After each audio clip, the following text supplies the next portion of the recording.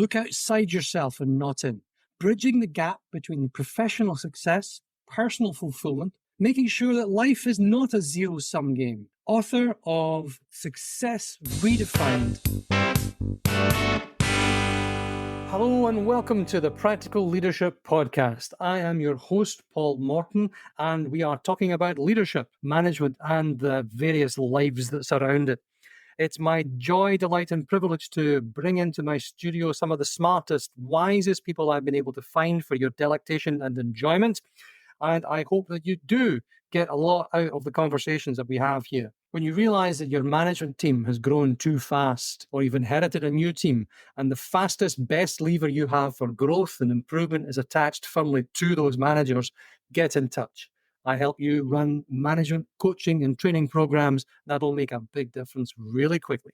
You can find me at the Practical Leadership Academy website and on all the usual social channels. Nancy Ho, thank you so much for joining me. My pleasure. Now, that was far too short an introduction, and obviously I missed out so much in your 12 years of life. You just said you recently celebrated a magnificent birthday. Would you be so kind? Introduce yourself properly to my listeners. Sure. I'm Nancy Ho. I'm a life strategist, a transformative coach and executive coach, and a thought leader in the paradox of success. And I've been in this business for the longest period almost in my entire adult life, 27 years. There's only one thing I'm interested to do. That is to take a person, and of course, when I say an individual, doesn't necessarily mean individual, the individual that runs the company, that manages the company, from point A to point B, whatever that means for the person, and living a life with no regret. That's the only I've been doing all my life, adult life.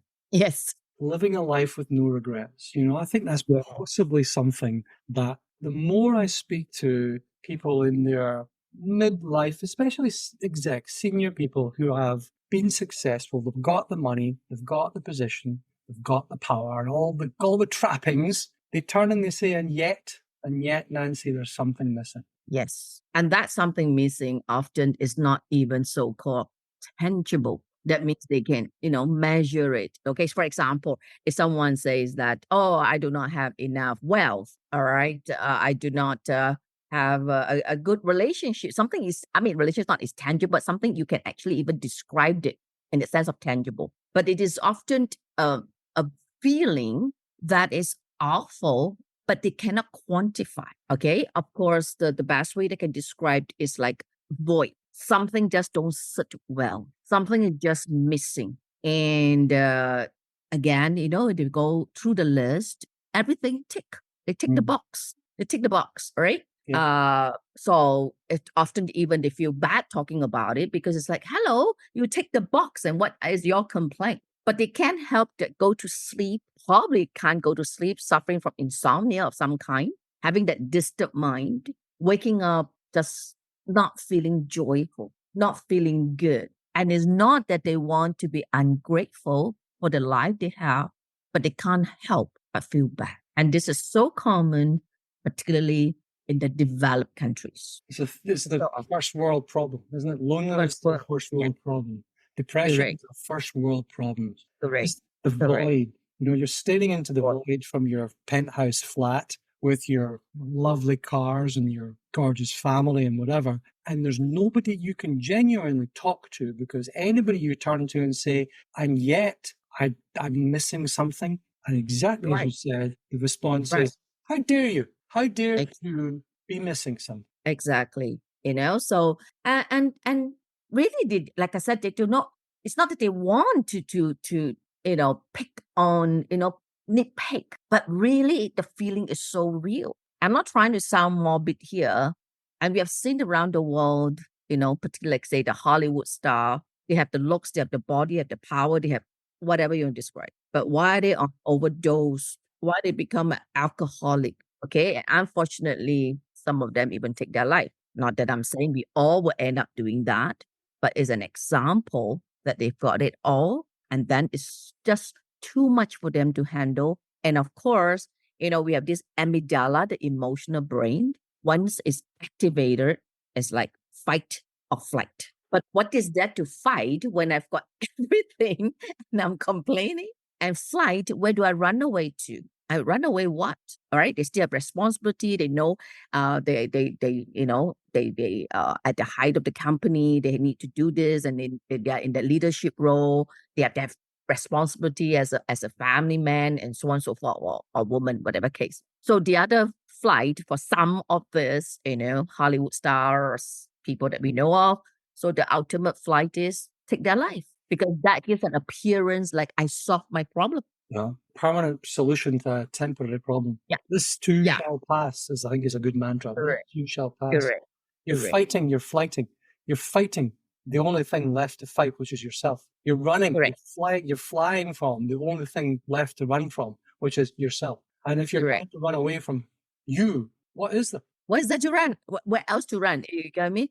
And it surprised you that a lot of this feeling is not about the present. Mm. It's not about the problem in the organization, the problem with your general manager or even your wife or your children. It has the appearance that is about the present, but what it is actually, a lot of times the trigger comes from, that's the trigger, the present is the trigger, but the root cause comes from the childhood.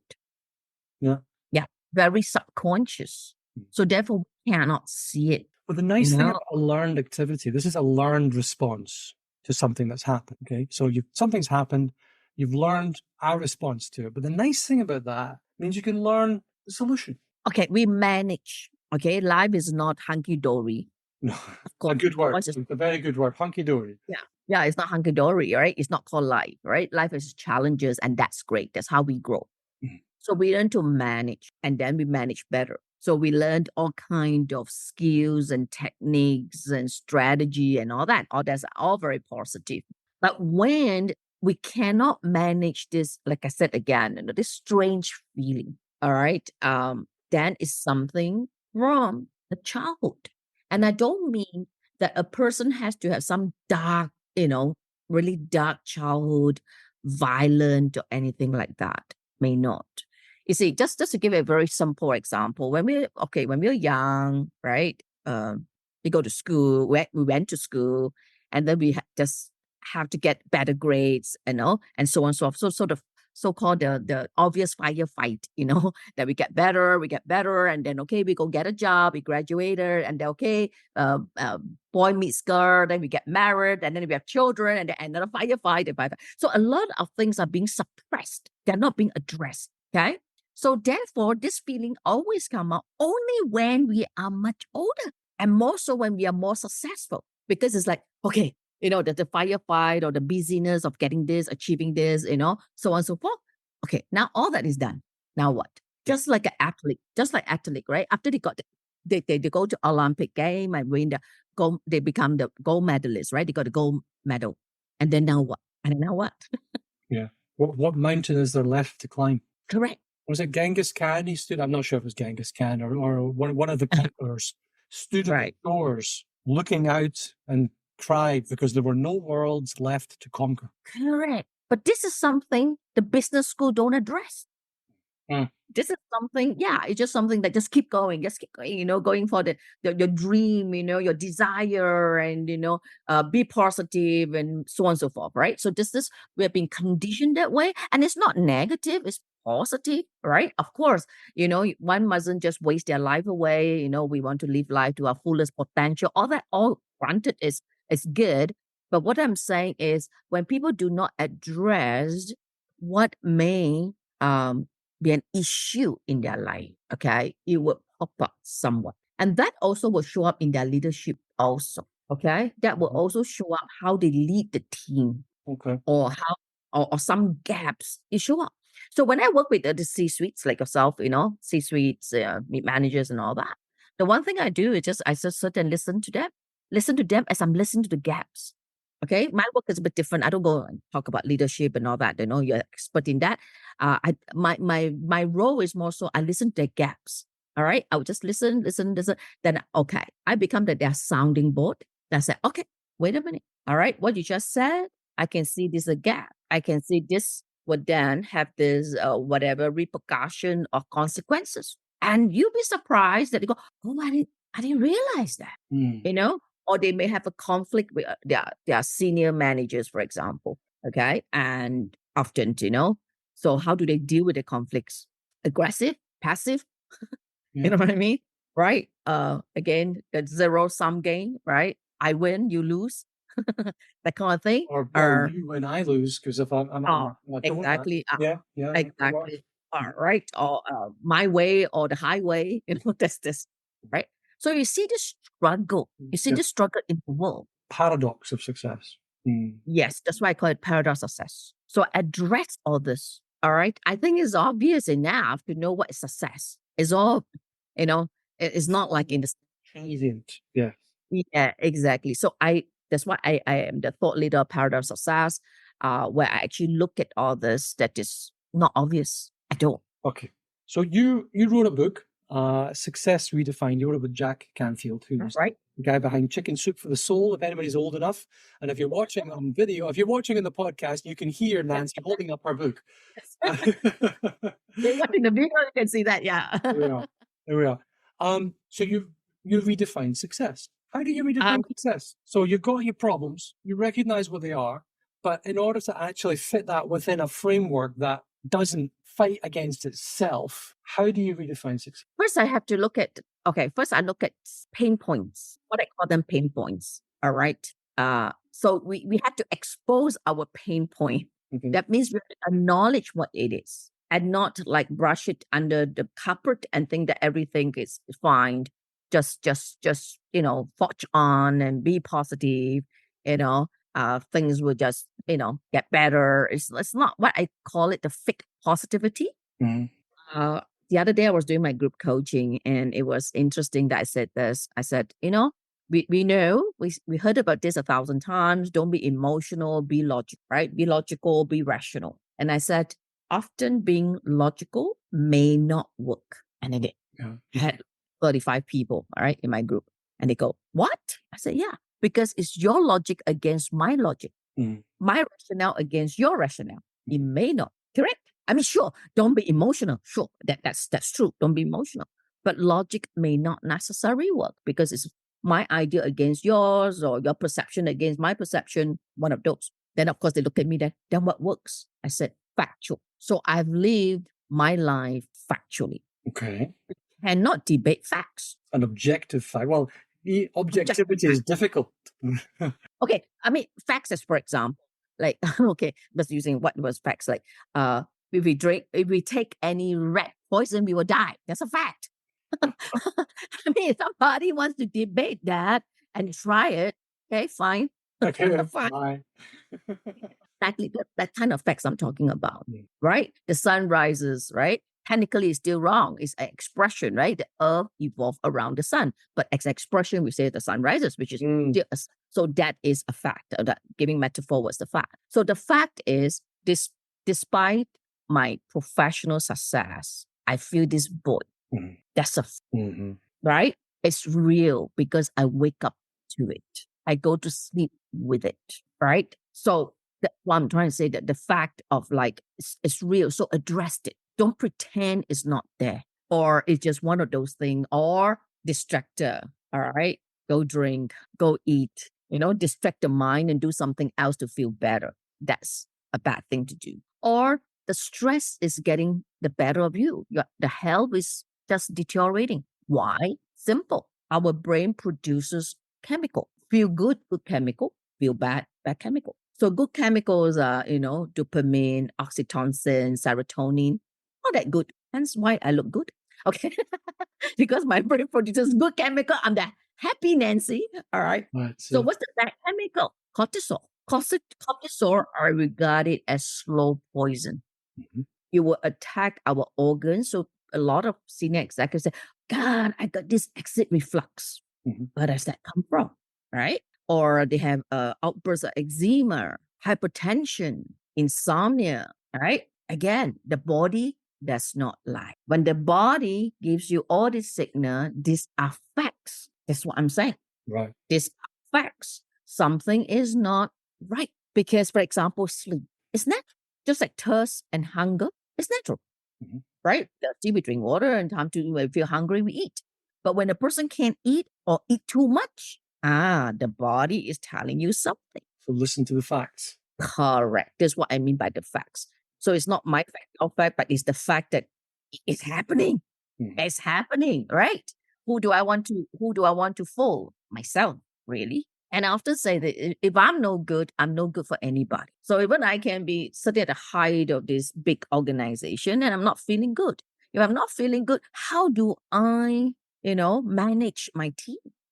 I'm not good. If like now I'm not feeling good, I can't talk to you properly. Of course can't. I'll go like, oh, I'm nursing my headache or I'm nursing, something not feeling right.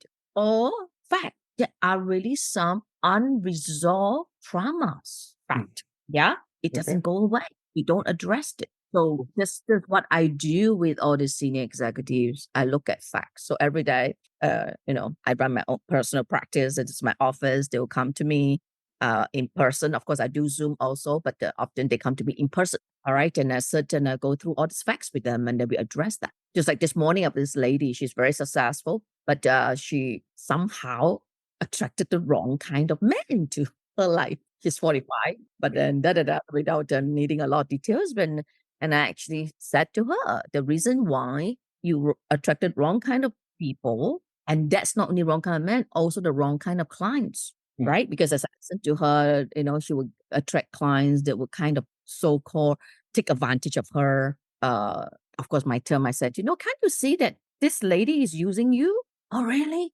I can't see that. I thought I'm just being nice. Yeah. Yeah. Okay. Yeah. So we're Yeah. exposing and acknowledging pain points. No fake Yes. positivity, no cheerleading.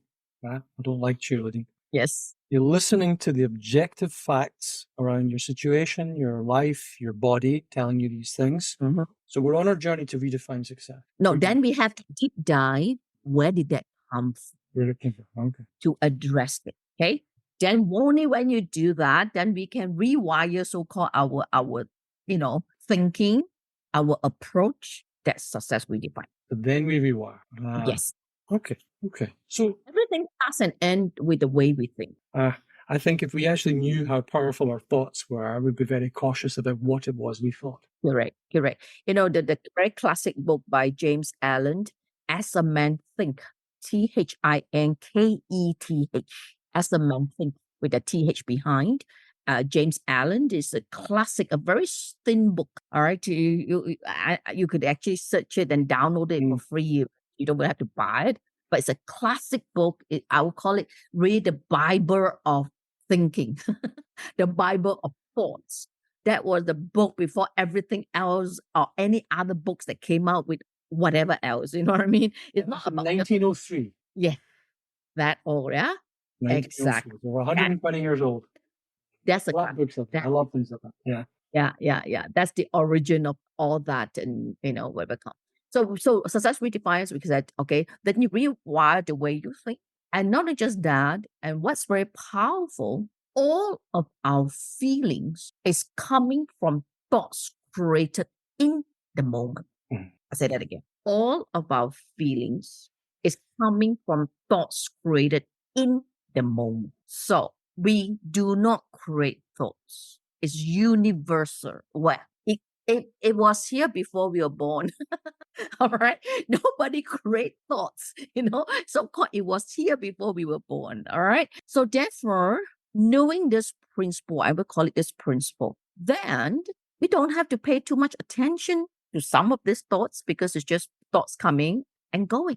Thoughts has no power until we give it, right? That's very, very profound. I mean, from the James Allen book, I mean, there's a quote from, I guess, Proverbs 23 is as a man thinketh, so shall he be. Right? Yes. A man thinketh, so shall he be. In Proverbs.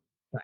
And then you So- have Dale Carnegie, who built on that. You Yes. have Norman Vincent Peale, who built on Correct. that. You have all these people in the 20s, 30s who are looking at this power of thought as Correct. an engine. And exactly as you said, the thought has no power unless you give it attention. Correct. Beautiful. So they even really understand this principle. Some thoughts are just, passing by, it's just like we walk down the street, we see people passing by, take no notice. All right. Then only when we use our deliberate thinking, like planning, problem solving, looking for solutions, then our mind become very sharp because we are not cluttered with all kind of thoughts that we put attention. That's how we use our mind, so called. So that overcomes these are the foundational mindset, the foundational, not even mindsets, foundational understandings, Yes, the correct. foundational understandings Correct. Correct. You see, before you so get. indeed correct. You see, a lot of people overthink. So when you overthink,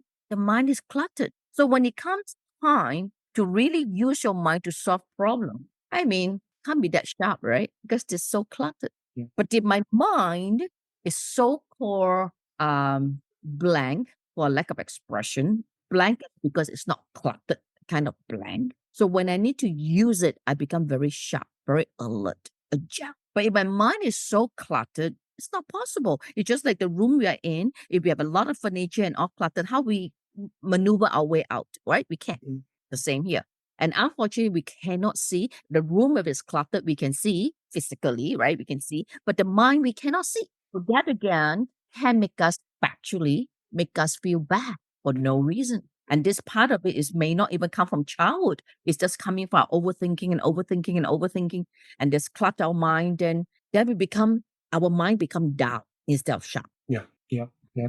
I mean, I think there are ways, relatively straightforward ways of uncluttering your mind in the moment. Things like deep breathing, gentle meditation, prayer, whatever works in the moment. You can open your mind because it's that when you have this amygdala shouting at you and saying, "Run! Look, a lion!" Whatever it's saying to you, you're not creative. You cannot create. You can't imagine your way out of the problem. You can only imagine yourself in the moment with a lion in front of you that you have to run from. And if you don't run from it, your body is saying, well, you didn't run from it.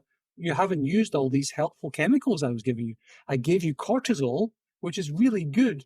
It pumps fat and sugar into your blood so you can run. But you didn't run. You sat on your ass. So now the cortisol is going to give you a heart attack. Is that okay? No, I like this example we just gave. If it's the real danger of the lion, then that cortisol is to save our life. It's useful. That's what it's for. Exactly. But what if it's not a real lion? It's a perceived danger. Then your brain keeps producing that cortisol. That's the killer. Literally the killer. Yeah, it's a perceived danger, right? It's a perceived danger. It's not a real danger. Sure, a car coming your way, a lion coming your way. A real danger is to save our life, right? All the blood that rushes to our limb, we run or we fight with the lion, whichever case, all right? The real danger. And that should be the case. But the problem in our life, how many times do we have the real lion in front of us? Very rarely. We do. And We have things that look like lions a lot. We have this sensory environment around us that overloads us all the time with all these things that we think look like lions, but they're not. correct, They're sort of, and exactly as you said, there are so many things that are in our own heads already that are correct. that are going, "Rrr, rrr," And Yeah. reality, you've got to just say it's not a lion, it's a kitty cat. Off we go. Exactly. So that's what I mean by again fact. See what I mean? Facts, right? Yeah. So I would like to know that your listeners to really sit back and know how to differentiate between facts, perceived idea. Okay. Of course, everything is perception. But again, like I said, facts are facts. It's not perceived, it's facts. Like the lion is a fact, right? A car is coming. I thought I could cross the road and then, instinctually, all right, I saw the car. Sure, that's a fact, right? I don't go, really? Did I perceive it? Did I imagine there's a car? I mean, that to me, no, that's a fact. The imaginary Um, car sent you to hospital.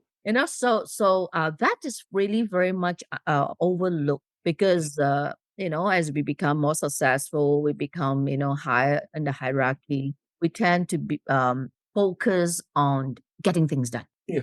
Things done every day is about getting things done, which of course is important. But then again, the mind again can get cluttered.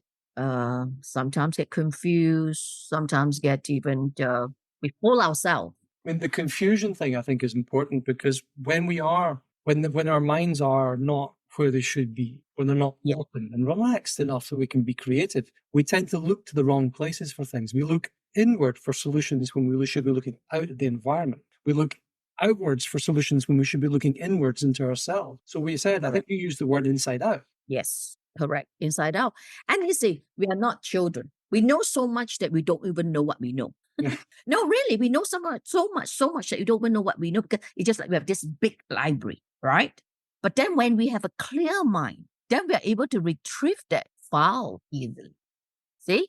But then again, with that confusion or the cluttered mind or the perceived danger all the time, I'm at the edge. Then I'm always like, the perceived danger, like the lion, the lion, the lion. So I'm always panicky. And I've got a lot of clients, right? They come to me for anxiety attack, a panic attack. There's no rhyme reason. They wake up in the middle of the night, like their chest, it's like, oh my God, it's so tight, almost like a heart attack, but it's not a heart attack, but because of that the panic. And then you see, the sympathetic nervous system is that active part. Then the parasympathetic nervous system is when we are resting. So often is when we are resting, all that not good stuff show up. That's why insomnia, hypertension, eczema, panic attack, anxiety shows up when we are at rest, when we take a holiday. Yep. You see? Because we have this most of us have this resilience that when we are at something that no matter how challenging, we just have that power to go on. You get done. You get it done. You get done, and it's like, oh, you even, and then, your brain is pumping all that, a good chemical for you to fight it. That's all good. But when you rest and relax, it's like, it clash. It You get crash. sick. I mean, I don't know how many times I used to go on holiday and I would get sick. Yeah. My Correct. immune system goes, and relax. But That's the parasympathetic nervous system. yeah. Kicking. Again, these are facts. Biology is science, you know what I mean? But people will not want to look at it. They'll just go for the what? Doctors, get some medication, Have a pill. type of pill, No. And the treatment is not in the parasympathetic nervous system. It's in the sympathetic nervous system. The active, which is nice because you can control it. You can't do anything about your breathing rate. You can't do that. But you can fix your sleep, and you can fix your nutrition, and you can fix your exercise. You can do these things. Correct. Exactly. Or your meditation, or your prayer life, or whatever it is you want to fix. You mentioned something about accessing these little compartments of knowledge. And there was a chat building on the idea of James Allen and Norman Vincent Peale and all these guys. There's a chap called Jose Silva. Right? Yeah, you know it. And he writes about thought control, mind control. And you're thinking, what, you can control people's minds? No. You control your own. Is to control your own, is to access your fount of knowledge. And if you get in this position, and this is the motivating factor for an executive, do you want to perform better than you are now, even at your fighting best? Well, yes, of course I do. No, Let me give you the reference of this Jose Silva. I was teaching the Silva Method course for 12 years. I love it. I was the director of Singapore for this program. And the science, again, the fact, and why I've been teaching it for a long time, the science behind it is to put ourselves in the optimum brainwave called alpha. Yes. So when we are in the optimum brainwave, in the alpha brainwave, we are creative, we are productive, we are relaxed, we are not panicky, even at our awake state, I'm not talking about sleeping state, we are sharp at the alpha, right? There are 4 brainwave. Delta, which is like, when you see children, they sleep and it's just like a log. Sleep. Yes, exactly, right? So that's the delta. Then the theta is our childhood memories. This is what I meant by when I take someone to get to the root cause, we go to theta brainwave. Then the alpha brainwave is where we can also be in the alpha brainwave, not only when we're sleeping, but also awake. And that's the optimum. Bad news, beta. Beta brainwave, the higher someone is in that brainwave, all right, the more confused, the more cluttered, the more angry, the more upset, the more depressed. I have dealt with very depressed people, and I measure their brainwave is high beta. They are like not doing anything, they're not doing anything. They're so depressed, they don't do anything, but their brainwave is going high. When you are overthinking, it's in beta brainwave. But you're overthinking. Meditation, deep meditation, alpha. Alpha, exactly. And in alpha, you access everything else. Correct. You can there was a lovely study. I think it was some monks, and they studied the brain activity of monks in deep prayer. and their brains were going nuts. It was full on alpha. And you'd think these people sitting in meditative poses, nothing. But wow, their brains were lit up like Christmas trees in full alpha. It was wonderful. And it's exactly this sort of accessing. I think from a motivational point of view, I was talking to somebody this afternoon about how do they help somebody else in a stress situation, somebody in their team, deeply stressed, overworking, not exercising, not eating well. What do they say? It's like, you need to exercise and eat more, but they're not going to listen. But I think an angle could be, do you want to do even better? Well, yes, I want to work even harder. Then they'll laugh. Correct. If we think about it, right? You, I, and all your listeners, right? Have a think. When do we get the best results in our life? When we're relaxed. When do we get our best ultimate results? The optimum results. When we're relaxed. When we become like desperate, aspirated, even the kind of results we get is not ideal. It's the runners or the athletes. The athlete's a sprinter. Now, Usain Bolt, fastest man on earth, doesn't run at 100%. He aims at 70%. Because if he runs at 100%, he's too tense, he's too focused. He's aiming for this flow state, Oh, right. If you know horses, there is walk, trot, canter, and gallop. But then there's a mythical state, the glide, which is the one beyond the gallop, where they've gone and they're almost floating. Right? So there's the effort, it's effortless. It's this when you see somebody who's an expert at something and you just watch beauty of what they're doing. Doesn't matter. I had a bricklayer laying a wall. He must have been 70 years old with his team around him, and he was doing a curve. And he said, no, I'll do the curve. And he was laying bricks, and it was just a thing to watch. It was beautiful. It was a ballet of bricks and mortar, and he was just laying these things like he'd done it for 50 years. When you see the experts, they get into this flow state, this alpha state, there's not a problem you can't overcome. There's not a situation they won't have an answer to. There's nothing they can't achieve. Exactly. Yeah. That's why I ran this program called Effortless Success. I do. And that's all about the flow state, as you just mentioned. Yeah. I mean, if you watch a ballerina, you watch a gymnasium, you watch all those people, they're all in the flow state. But the moment they want, one typical one is the parkour, the parkour, they jump walls and everything else. The people that jump walls and jump Oh, yeah. Oh, crazy. They are in the flow state. Yeah. The moment they think, they will fall. Correct. So as leaders in the flow state, they're the conductor, Nancy, what else are you working on right now? What else I'm working on? Personal branding. Personal branding is not what I don't know about in UK, particularly in this part of the world, right? The way they go about personal branding is about social media. It's not. Social media is just a platform, all right, for one to be able to so-called, kind of like showcase, kind of like, put yourself out there. But the personal branding, again, has to come from the inside to start with your strength, weaknesses, your USP. What is your unique selling proposition that you can put on the table? That's got to come first. Yeah. Then you're going to make yourself visible. Then the strategy of making yourself visible and everything that we represent, we talk about, everything else come from our USP. That's personal branding. There's no point advertising something if you haven't got something to advertise. Correct. Right. I mean, we got to be congruent. So day in, night out, I'm congruent what I have talked about for the last maybe half an hour or more. Right. Say, as I literally say the same thing. If you go to my LinkedIn, I say the same thing. I say it, of course, in a different form, but to express it, have different stories to it and all that. But that's who I am. That's a life strategist. All right, this is what I do. So there's life strategist, there's executive coach, right? The title always can be similar, right? How many titles are there in the world? But then your representation of who you are is your personal branding. Exactly. If you had 10,000 billboards all around the world, big advertising billboard, right, and you could write one thing on all of them for everyone in the world to see, what would it be? Okay, it's interesting to ask this. Embrace our shared humanity. We are more alike than different. In fact, we all want the same thing: respect, love, understanding, peace, and ultimately inner joy. So embrace our shared humanity. I love it. What do you think? I think it's magnificent. As are you, Ned. And where might people find The I magnificent can go to Nancy. LinkedIn. Yeah, you can go to LinkedIn, search for Nancy Ho, Singapore, particularly if you want to be specific. My email is easy, or my website to start with, easy, nancyho.net. Yeah, nancyho.net. Easy to remember, right?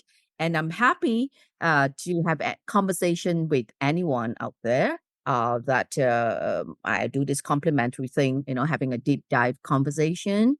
And that's my life work. And especially for the rest of my life, that's the only thing I want to do, to impact on somebody's life so that they will live a life with no regret. I can't finish better than that. Yes. Thank you so Thank very much you. indeed for joining. Thank you very much. And that's a wrap. I hope you enjoyed the show. Thank you for joining me. If there's ever anything I can do to help you on your journey, then do please reach out. You can find me on LinkedIn and all the usual sources. Do please subscribe, leave me your 5-star review, and most importantly, get in touch with your comments and feedback. It's really how I grow, and that's what I'm doing this for. Thanks again.